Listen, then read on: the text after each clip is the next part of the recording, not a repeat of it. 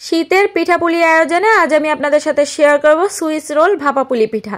এই পিঠাটা দেখতে যেমন ইউনিক, খেতেও ভীষণ মজার, আর বাসার সবাই তো অবশ্যই প্রশংসা করবে, এইটুকু গ্যারান্টি দিতে পারি। আজকের রেসিপিটি ভালো লাগলে প্লিজ একটি লাইক দিয়ে ভিডিওটি শেয়ার করে দিবেন। তো আজকের পিঠা বানানোর জন্য এখানে আমি একটা খেজুরের গুড় নিয়ে নিয়েছি। তবে আপনারা চাইলে এই পিঠাটা কিন্তু চিনি দিয়েও বানাতে পারবেন, তবে গুড় দিলে পিঠার ভিতরের কালারটা খুবই সুন্দর লাগে আর খেতেও ভালো লাগে।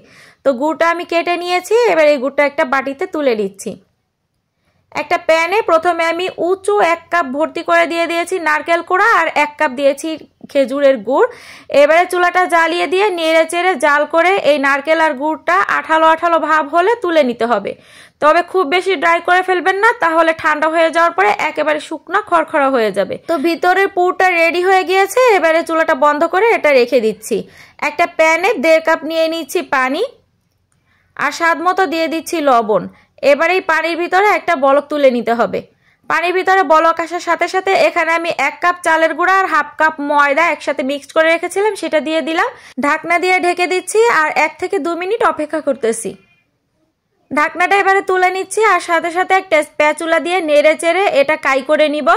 খেয়াল রাখতে হবে কাইটা যাতে খুব ভালোভাবে সিদ্ধ হয়, তা না হলে পরবর্তীতে যখন পিঠা বানাবেন তখন কিন্তু এটা ফেটে যাবে। আর অবশ্যই চেষ্টা করবেন চালের গুঁড়ার সাথে কিছুটা ময়দা ব্যবহার করতে।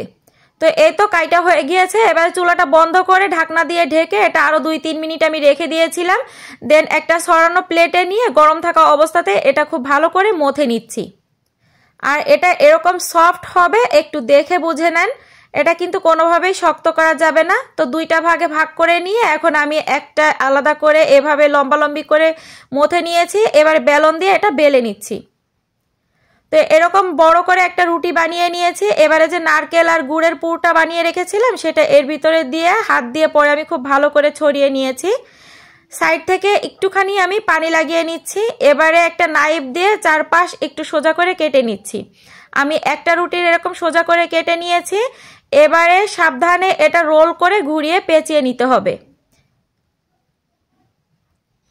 ভালো করে পেঁচানোর পরে উপরের পাশটা এভাবে একটু চেপে চেপে সিল করে দিতে হবে, যাতে পরবর্তীতে এটা খুলে না যায়। তো একটু দেখে বুঝে নেন কিভাবে আমি রোলটা করেছি। চুলাতে একটা হাঁড়ি বসিয়ে তার মধ্যে পানি দিয়ে একটা স্টিমার উপরে বসিয়ে দিয়েছি। দেন যে পিঠাটা বানিয়ে রেখেছিলাম সেটা এখন স্টিম করতে বসিয়ে দিলাম। খুব বেশি সময় লাগে না, মাত্র 10 মিনিটেই কিন্তু এটা স্টিম হয়ে যায়। তো এই তো স্টিম হয়ে গিয়েছে, এবারে প্লেটে নিয়ে নিয়েছি। আর পুরোপুরি ঠান্ডা হওয়ার পরে এবারে আমি নাইফ দিয়ে কেটে নিচ্ছি। গরম থাকা অবস্থাতে কাটতে গেলে এটা কিন্তু কাটতে পারবেন না, শেপটা ভালো হবে না, তাই একটু ঠান্ডা করে তারপরে কেটে নেবেন। আমার আজকের এই সুইস রোল পুলি পিঠার রেসিপিটি আপনারা কে কোন এলাকা থেকে দেখতেছেন কমেন্টস করে জানাতে পারেন, যাতে আমি আপনাদেরকে পরবর্তীতে ধন্যবাদ জানাতে পারি। রেসিপিটি ভালো লেগে থাকলে প্লিজ একটি লাইক দিয়ে ভিডিওটি শেয়ার করে দিবেন, আর খুব বেশি ভালো লেগে থাকলে আমার পেজটি ফলো করে পাশে থেকে যাবেন। আজকের মতন বিদায় নিচ্ছি, সবাই ভালো থাকবেন, টাটা, বাই বাই।